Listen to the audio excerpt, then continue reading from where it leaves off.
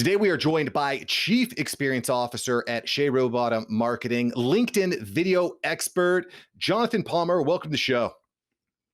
So happy to be here again, but this time with a high quality camera, a relatively decent audio system, some headphones so we don't get the feedback.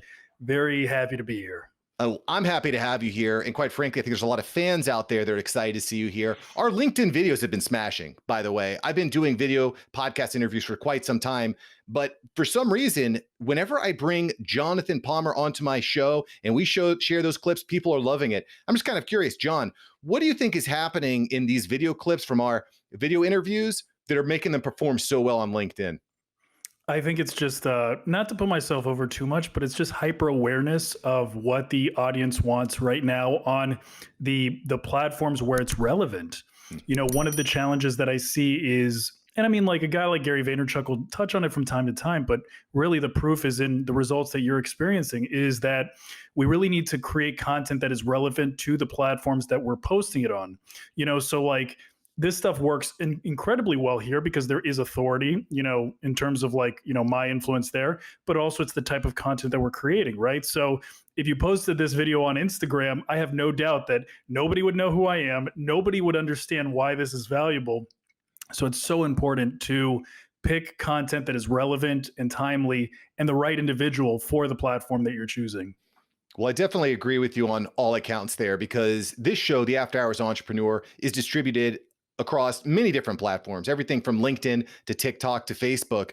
And by far, to hit right on that nail that you just hit there, LinkedIn is where it's resonating. And do you think that's because people on LinkedIn are hungrier for learning? They're more professional? Do you think it's leveraging the awareness that people have for you? I want to put this into a little bit more context, actually. The first post that I had made, the first video that I shared of us, Shay actually left a quick, like, love Jonathan, great video. And then all of a sudden it just started taking off. Do you think that maybe took a place? Like Shay liked it, so everyone else is going to like it?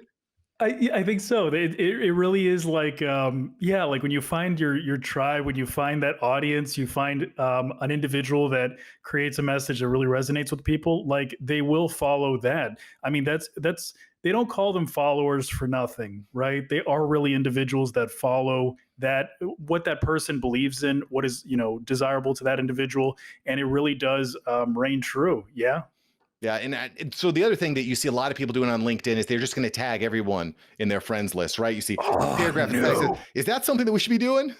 No. Actually, like we've tested it out. We've taken hundreds of pieces of content to really identify what is relevant and what actually works and what doesn't with the algorithm. And one thing that we identified is that mutual tagging is only beneficial when the individual goes back and endorses it themselves. So let's say that you tag 10 people. If only 2 or 3 of them actually like or comment back, then your post is actually going to get docked. LinkedIn is going to say, wait a second, this is spam. This is not the individual actually like trying to, you know, bring awareness to this specific post. So it'll actually kind of like work against you. So really got to avoid that. I wouldn't do it. I don't do it at all. Yeah, I generally, when I'm tagging someone, it's either the direct guest or someone who's directly related. But I think that's a really common mistake to make across social media in general. I think it's really easy for people to use these kind of like short-sighted type of things. Thank you so much for watching. I'm glad you enjoyed this episode. I've got several other episodes right here for you. Smash one of these videos to make sure that you don't miss out on the tips, tools, and tactics of industry experts. Let's take that side hustle full time. Smash one of these links.